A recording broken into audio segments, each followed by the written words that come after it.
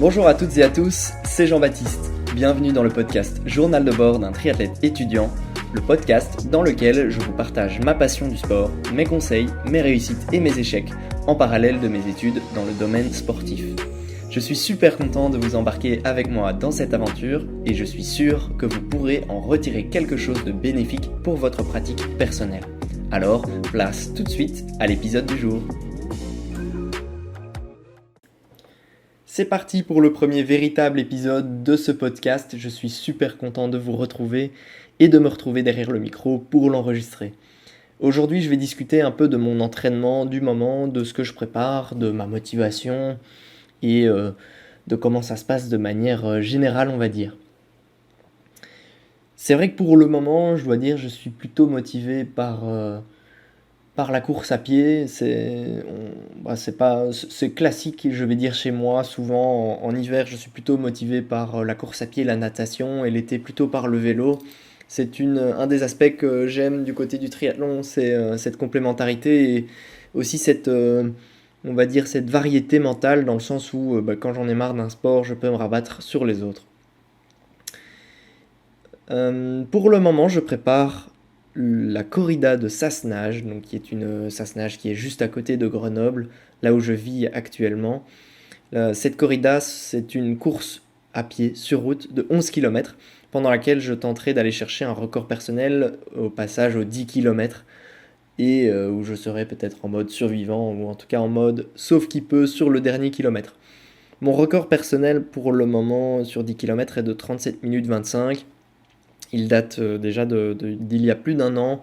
Je suis sûr que je peux aller le chercher parce que durant ma préparation pour ce chrono l'an passé, durant mon affûtage, c'est-à-dire durant les 3 dernières semaines, juste avant la course, j'ai eu un pépin physique qui m'a empêché d'optimiser à fond cet affûtage et qui sûrement m'a fait perdre un peu de temps le jour de l'épreuve. Donc j'ai la confiance, on va dire, pour aller chercher un sub 37 minutes, c'est l'objectif. Je m'entraîne de manière spécifique pour aller chercher ce chrono que j'espère simplement aller chercher. Alors comment ça se passe au niveau de mon entraînement? C'est vrai que avec mes cours en STAPS, j'ai une activité physique le mardi qui est de la danse contemporaine. C'est assez, on va dire, atypique pour un triathlète d'en faire, mais bon, c'est d'une part quelque chose d'imposé au sein de ma formation, d'autre part quelque chose que j'aime beaucoup. Je me suis toujours dit, tiens, qu'est-ce que ça ferait si j'étais dans un crew, un dance crew comme on dit. Malheureusement, c'est pas le cas, c'est pas le choix que j'ai décidé de faire. Pour le moment, je suis en mode triathlon. Bref, le mardi, j'ai souvent ces cours de danse, le mercredi, des cours de natation. Et j'articule en fait le reste de ma semaine autour de ces activités. Souvent, j'essaye de courir trois fois par semaine au moins en cette période, d'aller à vélo environ 2 fois et la natation pour le moment une seule fois par semaine parce que mon premier triathlon pour le moment, qui est sûr et certain, c'est l'Alpe d'Huez en juillet prochain. Donc j'entretiens ma nage, mais je ne cherche pas à la développer, on va dire. Peut-être que j'aurai des triathlons plus tôt dans l'année. C'est vrai que je planifie éventuellement d'en faire en juin. Donc forcément, dès début 2022, j'essayerai de passer à 2 séances par semaine.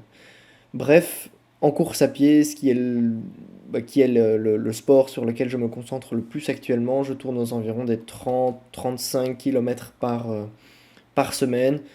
On pourrait dire que c'est pas beaucoup en tout cas, c'est ce que je me dis moi. J'ai l'impression que ce volume est faible par rapport à mon niveau de performance. Donc, c'est ça qui me motive beaucoup. C'est que, euh, en fait, je retire deux choses de ce constat. C'est que, d'un côté, je pense que si j'augmentais beaucoup mon volume d'entraînement en course à pied, en tout cas de manière progressive, eh bien, je pourrais aller chercher vraiment de très gros chronos en course. Et d'un autre côté, je sais que si j'ai de bonnes performances, c'est grâce aussi à l'entraînement croisé, et notamment au vélo, qui apporte beaucoup de bienfaits euh, globaux, je vais dire, mais donc qui est bénéfique pour la pratique de la course à pied également. Et je sais que la pratique de la course à pied est bénéfique pour celle du vélo. Donc de nouveau, c'est un aspect complémentaire du triathlon, mais que j'aime beaucoup. Euh, pour illustrer un peu ma préparation, j'ai basé, en fait, je me suis dit, c'était il y a 3 semaines, donc 5 semaines avant la course, je me suis dit, j'ai repéré la course et je me suis dit, tiens, j'ai envie de la faire et aller chercher un 10 km. Donc je me suis planifié une préparation de 5 semaines, préparation spécifique. J'ai commencé les 2 premières semaines avec des semaines comportant une séance VMA, une séance endurance fondamentale, donc un footing tranquille, et une séance seuil. Donc 3 séances par semaine. J'ai fait ça pendant 2 semaines. Et puis depuis la semaine passée, je suis sur de l'allure spécifique 10 km. J'ai eu l'occasion, la chance de découvrir, on va dire, les bienfaits d'une préparation à l'allure spécifique l'an passé lorsque j'ai préparé un 5 km où je m'étais entraîné durant des semaines successives à l'allure que je voulais viser durant la compétition. J'avais simplement fait comme entraînement la première fois 6 fois 1 km à l'allure spécifique 5 km, donc qui était 3,30 du kilomètre, 3 minutes 30 du kilomètre, avec 1 minute 30 de repos en jogging, donc en footing si on veut, entre chaque répétition. La deuxième semaine, j'avais fait 3 répétitions de 2 km, cette fois-ci toujours à l'allure 5 km, de nouveau avec une récupération de 1 minute 30 entre chaque répétition. La semaine d'après, j'ai fait 2 répétitions de 3 km à l'allure spécifique 5 km. Toujours avec 1 minute 30 de récupération, donc seulement une récupération vu qu'il n'y avait que 2 répétitions. Et la quatrième semaine, forcément, là c'était le jour de l'épreuve, c'était 1 fois 5 km à l'allure visée, et c'est passé presque comme une lettre à la poste. Depuis ce jour-là, je me dis, mais que enfin forcément c'est pas je sors pas ça de nulle part mais en tout cas je m'en suis rendu compte, mais s'entraîner à l'allure spécifique c'est très important et c'est très bénéfique parce que ce 5 km je l'ai fait vraiment il ne m'a pas paru difficile, j'ai su maintenir mon allure pendant toute la course et j'ai même pu accélérer sur la fin, ce qui fait que je ne suis pas allé chercher un 17-30 comme espéré, mais un 17-20. Donc ce ne sont que 10 secondes, mais c'est quand même, sur 5 km, c'est quand même déjà pas mal. Donc cette expérience-là m'a conforté dans l'idée de me prévoir des séances à allure spécifique que j'inclus moi-même dans mon entraînement, que je précise, je fais moi-même mon entraînement.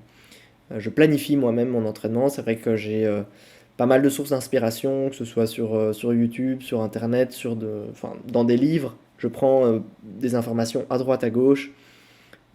J'essaye de prendre les meilleures informations, de les mettre dans le bon ordre, on va dire, de les tester et de les approuver.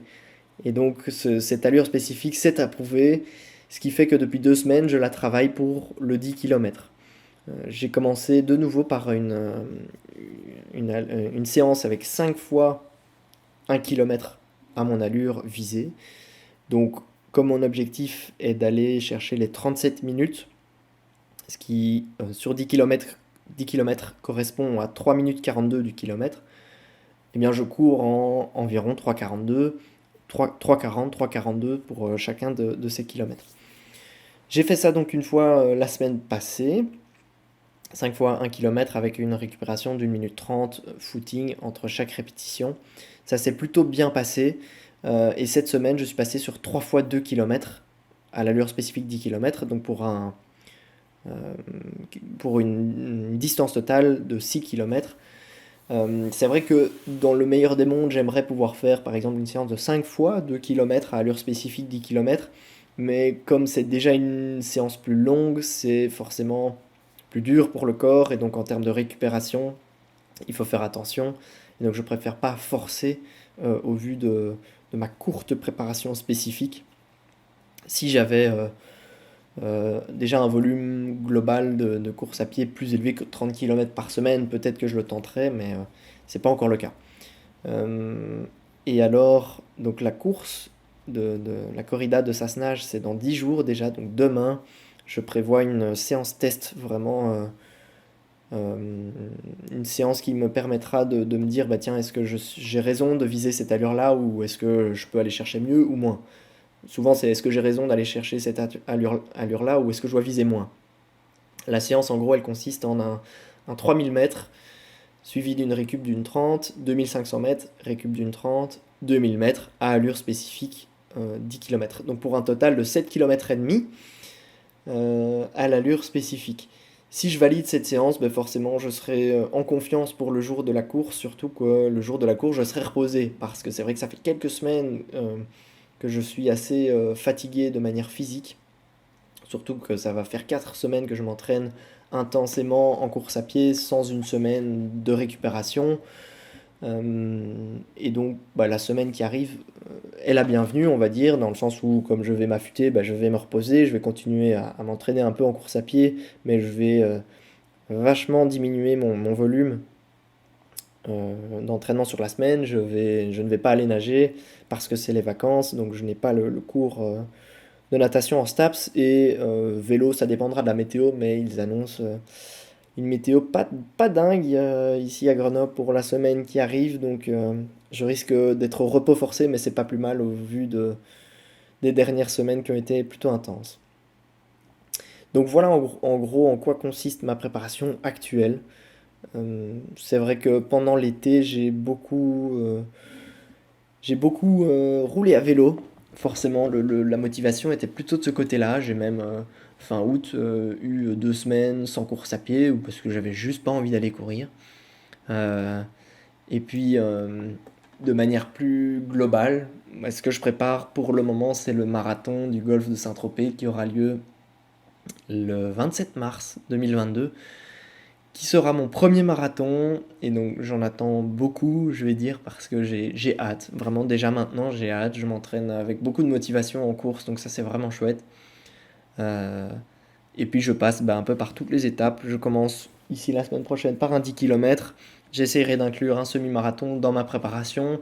Et puis l'objectif, ce sera de finir ce marathon, ce premier marathon, je vais dire, dans mon objectif euh, le plus ambitieux, ce serait de le finir sous les 3 heures. Donc c'est ce que, durant ma préparation, je vais viser. Ça va être une allure spécifique pour aller chercher un chrono en dessous de 3 heures. Maintenant, je me dis que n'ayant pas d'expérience, c'est possible que ça passe pas pour la première fois. Ça sera pas grave, ça ne sera que partie remise. En tout cas, si je pouvais déjà le terminer et faire une bonne gestion de course, c'est toujours les meilleures courses, même si c'est pas toujours celle avec les meilleurs chronos, c'est souvent les meilleures courses, c'est celle avec la meilleure gestion de course. En fait, je remarque que j'aime beaucoup les longues distances, que ce soit en triathlon ou en course à pied, pour justement cet aspect de gestion de course. Il n'y a pas si longtemps, en septembre, j'ai fait un semi-marathon. C'était seulement mon troisième semi-marathon. Le deuxième à sec, donc à sec, c'est-à-dire hors triathlon. J'en avais fait un durant le triathlon de Gérardmer. Donc c'était mon troisième semi-marathon et il s'est très bien passé. J'ai été chercher un chrono en 1h26 et des broutilles alors que je visais le 1h30. Donc je suis super content. C'est ça qui m'a motivé vraiment à aller chercher plus en course à pied, c'est que je me rends compte qu'il y a du potentiel que j'ai peu exploité ces dernières années parce que mon sport principal, enfin parce que je viens du vélo et donc j'ai souvent mis l'accent sur le vélo parce que c'est là que je prenais le plus de plaisir. Maintenant j'ai clairement un esprit de compétition, j'ai envie d'aller chercher toujours les chronos et la progression. C'est ça qui m'anime et donc en course à pied c'est là où je vois que j'ai le plus de potentiel. Et donc c'est là où pour le moment ma motivation se trouve. Pour en revenir un peu à la gestion de course, c'est vrai que par exemple pendant ce dernier semi-marathon, j'ai eu un point de côté, mais qui ne m'a pas contraint à ralentir. Je pense que sur des distances plus courtes, souvent déjà les points de côté sont plus intenses lorsqu'on en a et du coup force à ralentir. Et de mon côté, c'est pour ça que je préfère un peu les longues distances, c'est pour la gestion de l'effort et pour la brutalité moindre, on va dire, de l'effort. Après, à chacun de se dire si pour lui ce qui est le plus challengeant, est-ce que c'est une longue distance à faible intensité ou une courte distance à très haute intensité. Moi, je trouve, en tout cas au fur et à mesure des années, je pense trouver plus de plaisir dans les longues distances. Après, à voir si c'est de l'ultra longue distance ou juste de la distance moyenne en triathlon, par exemple. Pour le moment, je n'ai réalisé que un semi-Ironman. Je verrai bien le jour où je passe sur Ironman, si je passe sur Ironman, si je prends plaisir ou si je préfère revenir au semi-Ironman, par exemple. Ça reste à voir. Et alors pourquoi en fait je parle de points de côté? C'est simplement parce que pendant ces dernières semaines, durant deux séances intenses, j'ai connu pas des points de côté, mais des crampes intestinales qui pour moi étaient soit la conséquence d'une fatigue physique, soit la conséquence d'une mauvaise ou en tout cas d'une nutrition non optimisée. C'est pourquoi depuis ce moment-là, depuis toujours je vais dire je fais attention à mon alimentation, mais depuis ce moment-là, donc depuis quelques semaines, j'essaye de vraiment m'informer sur le sujet de la nutrition du sportif, parce que c'est vrai que c'est un domaine du triathlon qui est assez important en plus du triathlon. Moi j'aime bien dire que le triathlon c'est pas que trois sports, quoi. Il y a tout ce qui tourne autour, l'hygiène de vie, le sommeil, la planification de l'entraînement, la nutrition, la récupération, etc. etc. Et donc, pour le moment, j'essaie de m'informer sur le sujet. J'apprends pas mal de choses. Peut-être que je réaliserai un épisode avec les enseignements principaux que j'en retire. En tout cas, c'est vrai que de nouveau, dans la gestion de l'effort, eh ben, l'alimentation joue un grand rôle. Et donc, voilà, de nouveau, sur marathon, typiquement, je serai amené à me ravitailler, là où sur un semi-marathon, Euh, en l'occurrence, le dernier semi-marathon, je ne me suis pas du tout ravitaillé, ni en eau, ni en solide, on va dire. L'effort étant inférieur à 1h30, j'aurais juste pu boire de l'eau, mais j'ai décidé de ne partir avec aucun bidon, aucune flasque durant ce semi, et ça s'est très bien passé. Je pense que sur marathon, il y a plus de risques que ça se passe mal si on part sans rien, surtout que l'effort là sera aux environs des 3 heures. Donc je sais qu'au-delà d'une heure et demie, il est important de se ravitailler, beaucoup plus qu'en dessous d'une heure trente, et important de se ravitailler dès le début de l'épreuve. Donc là, je ferai attention. Durant mes entraînements, je veillerai à m'entraîner aussi sur ce sujet, sur cet aspect-là, donc à prendre du ravitaillement avec moi, surtout forcément pendant mes sorties longues. Euh, et c'est transition parfaite, j'ai envie de dire, c'est que cette préparation pour le marathon me forcera justement à augmenter mon volume au travers notamment des sorties longues. Et je pense que, enfin c'est même pas je pense, il est avéré que le volume d'entraînement est le facteur le plus prépondérant en termes de performance sportive. Donc forcément, ce n'est pas le seul. Par exemple, l'entraînement à haute intensité, l'entraînement polarisé, comme on appelle ça, est très important aussi. Maintenant, le volume d'entraînement est le premier facteur de performance, et donc je sais que en allant augmenter mon volume d'entraînement, j'espère en tout cas passer un cap en course à pied pour aller chercher ces chronos et, ces performances et cette progression. Alors, ici, forcément, le marathon du golfe de Saint-Tropez, ce sera mon premier marathon. On verra déjà si j'apprécie la distance et si pour la suite j'ai envie de continuer sur d'autres marathons ou si de nouveau j'ai envie de repasser plutôt sur semi. Maintenant, je sais que euh, au travers de ce que j'ai dit par avant, je sais quelles sont mes ambitions, on va dire. Donc après, elles sont un peu plus claires forcément sur semi-marathon, sur 10 km, que sur marathon, parce que forcément, de nouveau, un marathon, je n'en ai jamais fait, pardon. Euh, et donc je vais un peu exposer maintenant quelles sont mes ambitions pour le futur dans ma carrière de sportif, je vais dire. Qu'est-ce qui serait un chrono idéal pour moi dans ces différentes distances. Donc de nouveau, euh, comme j'ai l'esprit de compétition, le plaisir que je retire de ma pratique sportive, ben, eh bien, passe principalement au travers des compétitions et des performances. pas par rapport aux autres, mais par rapport à moi. Forcément, si on se compare aux autres, c'est pas une bonne idée parce qu'on trouvera toujours meilleur que soi et toujours moins fort. Malheureusement, si on commence à ne faire qu'à se comparer aux autres, c'est pas la bonne idée parce que on peut ne jamais être satisfait. On pourrait se dire, bah oui, c'est bien, par exemple, moi, pour le moment, je vaux 37 minutes sur 10 km. Eh bien, forcément, les meilleurs chronos mondiaux et même les meilleurs chronos régionaux sont largement en dessous des 37 minutes. Mais je m'en fous. Pourquoi? Parce que je sais d'où je viens. Le premier 10 km que j'ai réalisé, ça devait être en 2015-2016. Je l'ai réalisé en 50 minutes avec un terrible point de côté. J'en pouvais plus à la fin. Et quand je vois les progrès réalisés, bah, c'est ça qui m'anime, c'est ça vraiment qui me donne envie de continuer, de motiver et de devenir le meilleur que je pourrais devenir.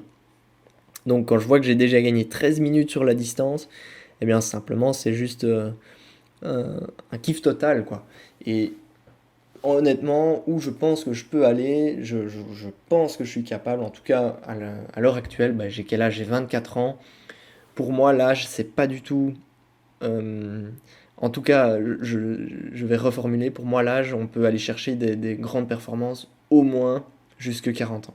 Quand je vois des athlètes de haut niveau, comme par exemple en cyclisme, Alejandro Valverde, qui a plus de 40 ans et qui est toujours au top niveau, je ne me fais pas de soucis et je ne me dis pas que je dois avoir atteint mon pic de performance à 27 ans ou 30 ans parce que je sais que bah déjà je suis pas un athlète professionnel et que ma marge de progression est encore énorme. Donc j'ai encore beaucoup d'années devant moi pour aller les chercher.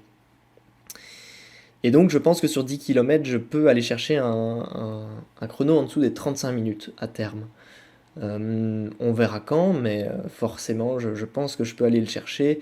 En 2017, j'étais en 48 minutes, puis en 2018, je suis descendu en 42 minutes, et même en 39 minutes. Donc en fait, en 2018, j'ai gagné près de 9 minutes.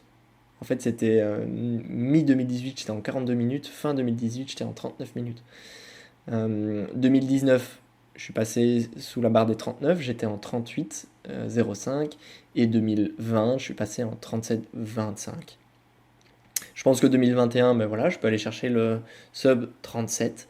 Surtout que pendant les années précédentes, comme je le disais, j'ai beaucoup mis l'accent sur la pratique du vélo et pas beaucoup sur la course à pied.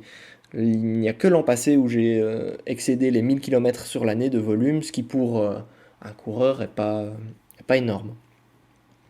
Et donc, bah voilà, je pense que je peux aller chercher le 35 minutes sur 10 km à terme. Sur 5 km, pour le moment, je suis à 17 minutes et 20 secondes. Je sais pas trop combien je pourrais aller chercher. En fait, je trouve que. Enfin, j'aime bien la distance du 10 km, même si honnêtement, je me tâte encore pour décider laquelle est ma préférée avec celle du semi-marathon.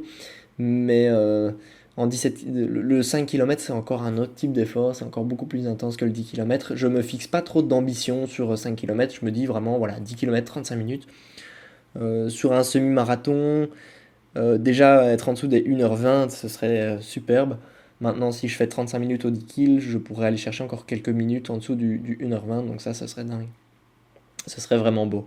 Et puis sur marathon, bah, pourquoi pas aller chercher un jour un 2h50 ou même 45, puisque actuellement, selon les tables souvent que l'on donne et souvent sur lesquelles on se base pour aller chercher nos allures spécifiques, bah, je pense que je peux aller viser 3 heures. Donc pourquoi pas à terme viser en dessous des 2h50, 2h45. En tout cas, ce serait beau. Voilà un peu pour mon tour d'horizon de mon état, de mon entraînement actuel. Donc, comme je l'ai dit, j'ai parlé de ce que je prépare actuellement, dans quel contexte ça prend place, et puis un peu comment ça se passe de manière globale pour le moment. Voilà, c'est tout pour moi pour cet épisode. Retrouvez ce podcast Journal de bord d'un triathlète étudiant sur YouTube en le recherchant par son nom. Je suis présent sur Instagram, pour cela il suffit de me suivre sur mon compte Tri4Life. Noter le podcast sur Apple Podcast et le partager sur les réseaux sociaux est important pour le bon référencement de celui-ci, sans oublier que cela me donnera un bon coup de pouce. Merci et à la semaine prochaine dans le prochain épisode.